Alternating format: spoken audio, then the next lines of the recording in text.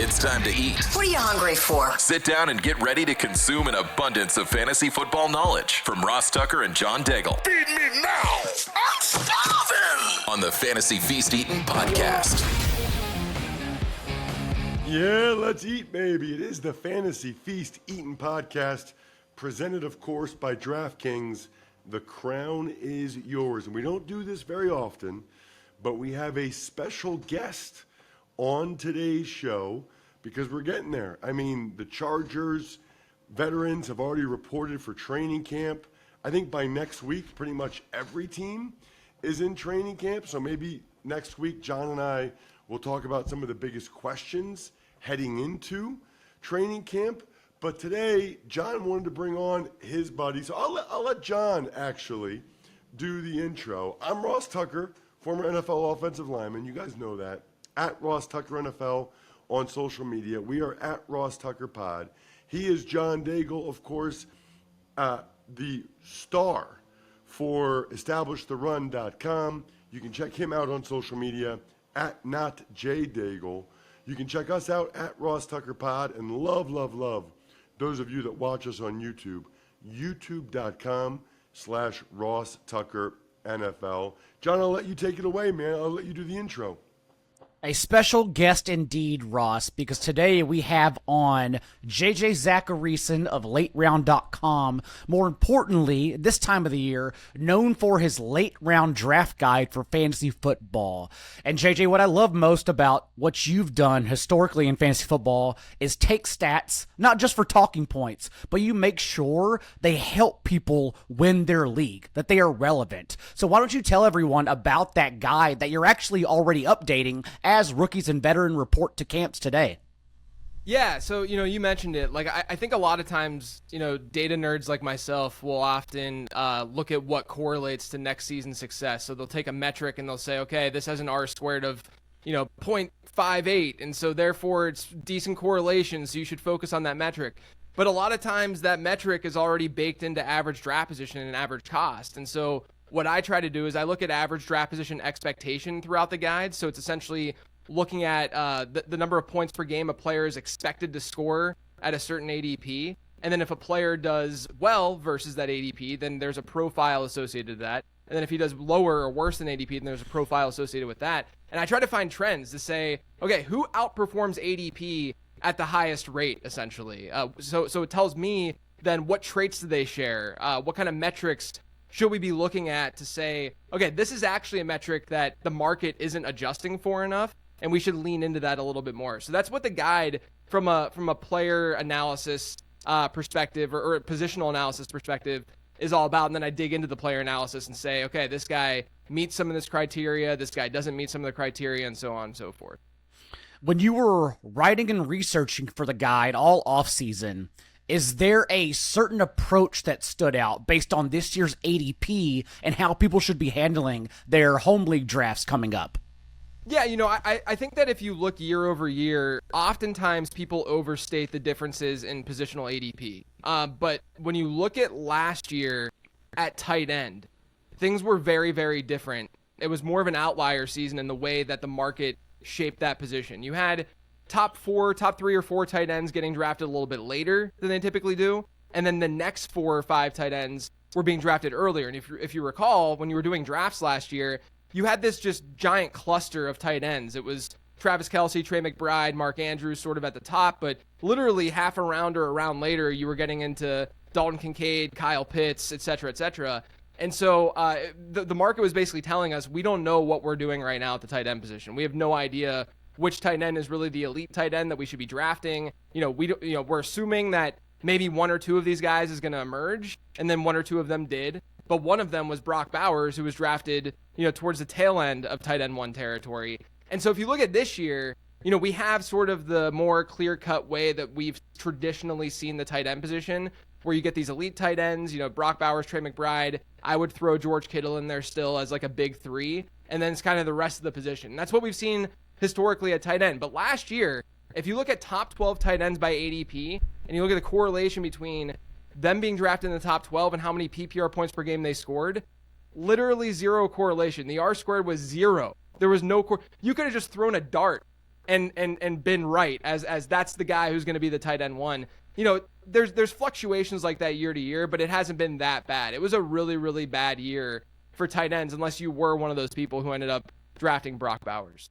So does that mean with the big three, as you said, their ADP separating? Brock Bowers typically right now, his ADP goes in the back of the first round, and then Trey McBride and George Kittle in the second and third respectively. Does that mean, from based on your study, that the next group of tight ends we think is going to level out the position, or is it a forecast that it could be as unpredictable this year behind those three with higher ADPs?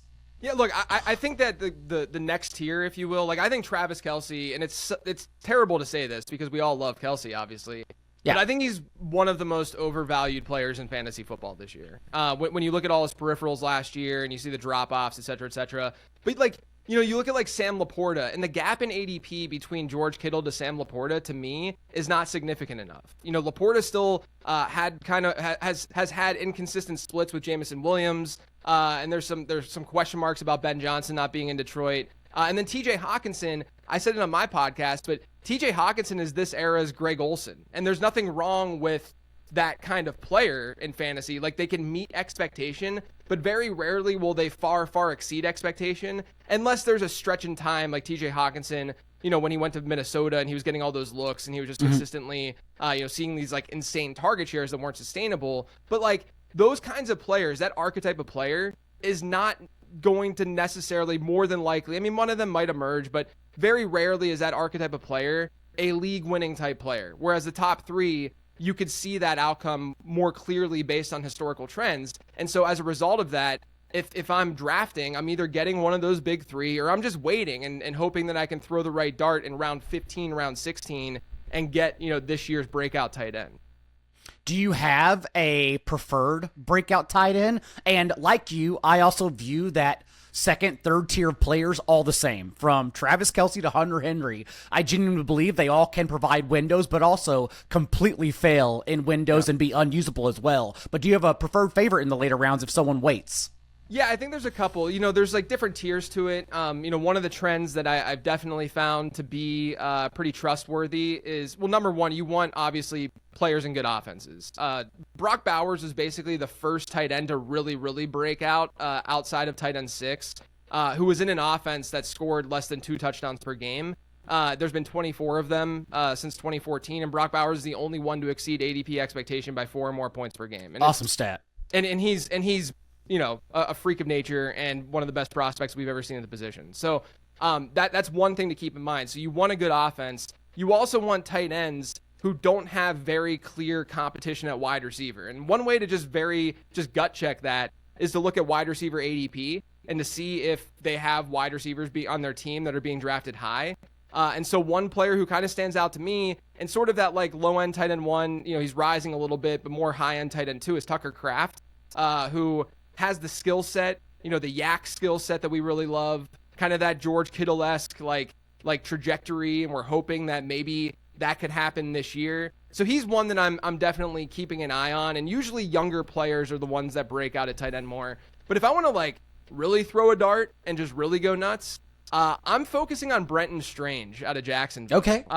Partially because, you know, Travis Hunter, we don't know exactly how much he's going to play. So there's a chance that we see a decent amount of routes from Brenton Strange just naturally because there's really not that much competition for him, on that team. But last year, when he ran 70% or more of the team's routes in a single game, there are 5 instances of that. He was a top 10 tight end 3 times in those 5 games. You get Liam Cohen there. You know, we saw some Cade Otton love last year in that Liam Cohen offense.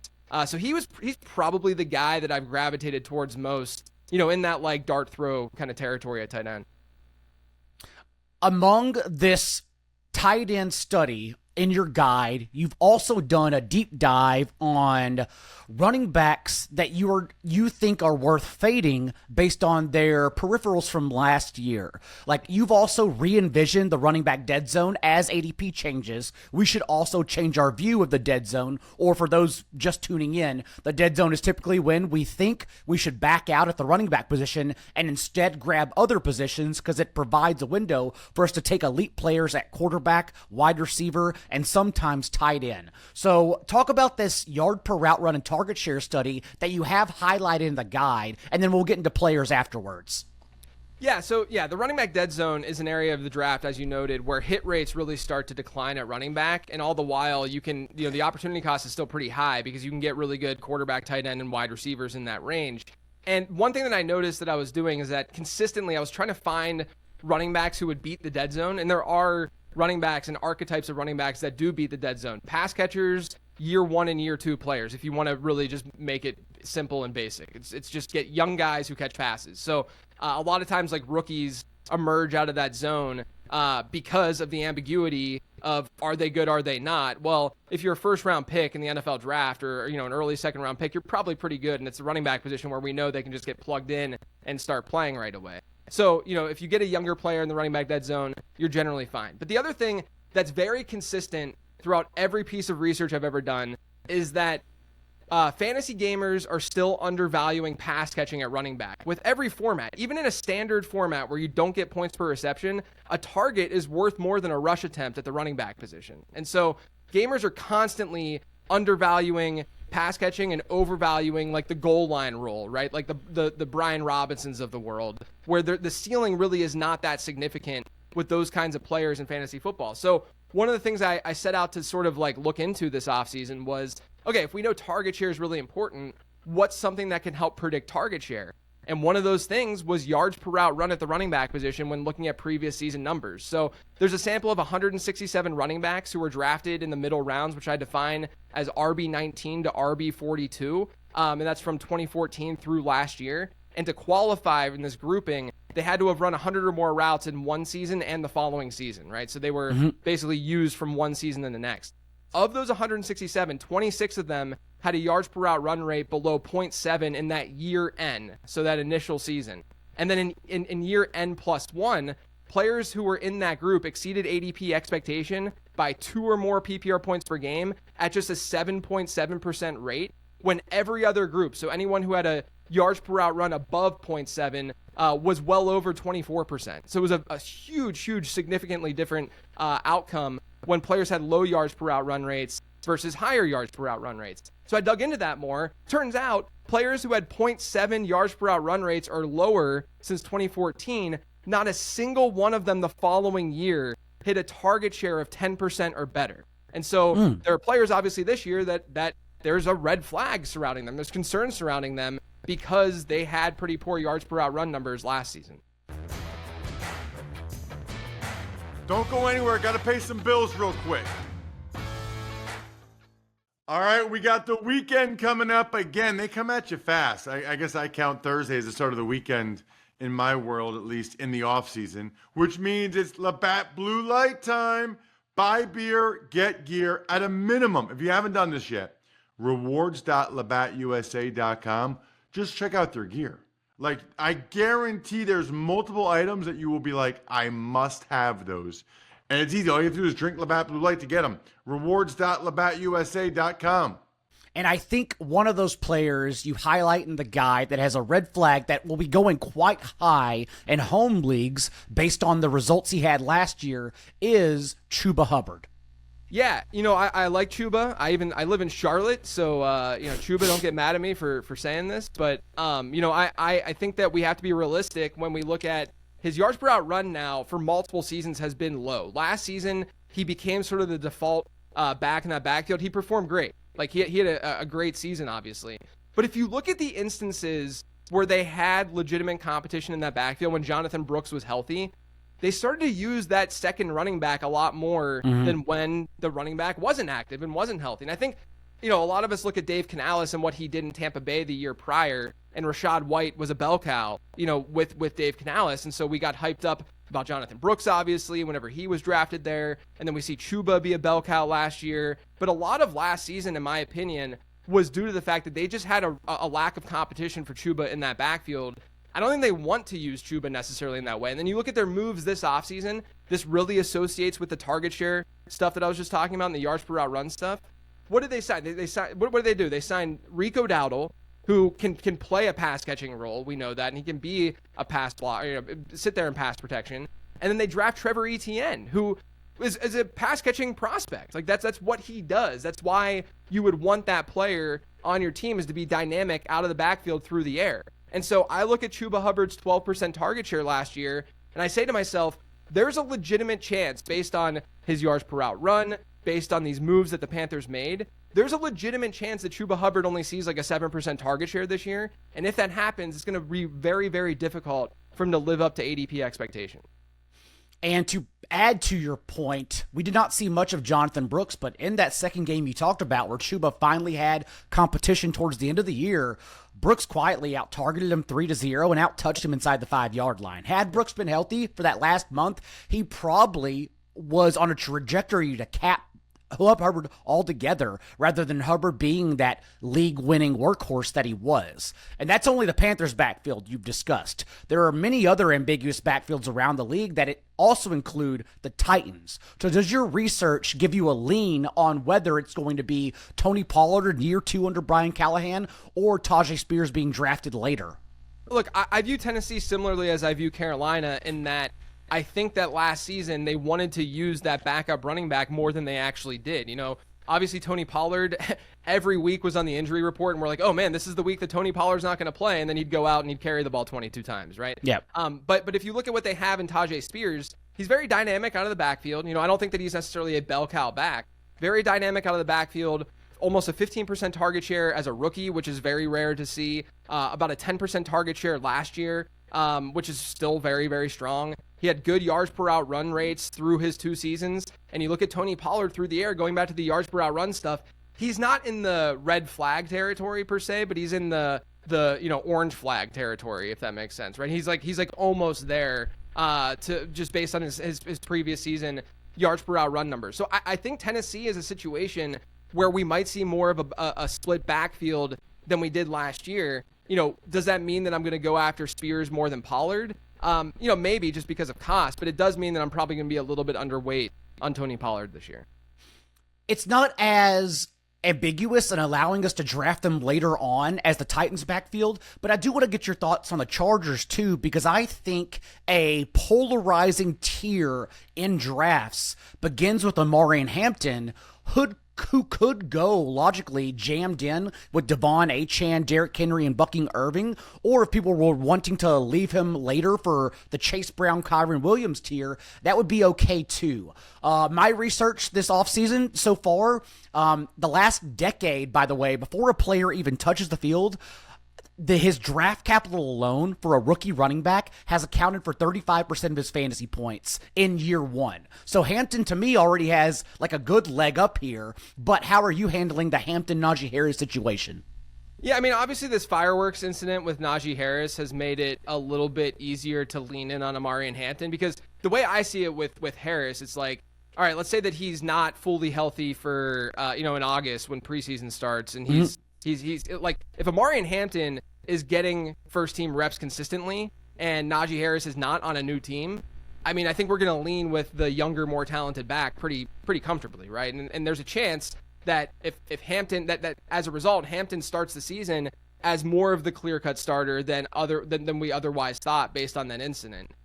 Here's the thing, though, about the Chargers that I don't think gets enough run in the fantasy space, and I'm not saying that this is a reason to fade these running backs, but I think a lot of people look at Greg Roman's offense and they say, oh, that's an offense I really want to invest in fantasy football, because we know he's a run-heavy coordinator. We know that he likes to lean on the run a lot, and he likes those big, bruisers, and they're going to score 13 touchdowns. We saw that with like Gus. We've seen that with these like random bigger-bodied running backs historically. But Greg Roman has been an offensive coordinator in the NFL for 10 years where he's completed his season, because there was that 1 year in Buffalo where he was let go in like September. In those 10 seasons, his backfield has never ranked in the top 10 in PPR scoring. And the main reason for that is because his offenses don't target running backs out of the backfield. There's a lack of receiving. This goes back to what I was talking about with target share, but there's a lack of receiving work in those backfields. The average rank for his backfields and running back target share has been 26.3. So they rank between 26th and 27th per season in running back target share. And so the weird thing with Omarion Hampton is that the fit from a real life perspective is phenomenal, right? Like that is the exact kind of running back that fits in a Greg Roman offense, and he could go bonkers as a result of that, especially on the ground. But from a fantasy perspective, we probably would have preferred Amari and Hampton to go to a place like Denver, where we know Sean Payton is going to be top 5 in the league in running back target share, where Amari and Hampton, who is not a minus as a pass catcher, but probably isn't like a massive plus as a pass catcher, but he would just be force-fed some of those looks in that offense. Whereas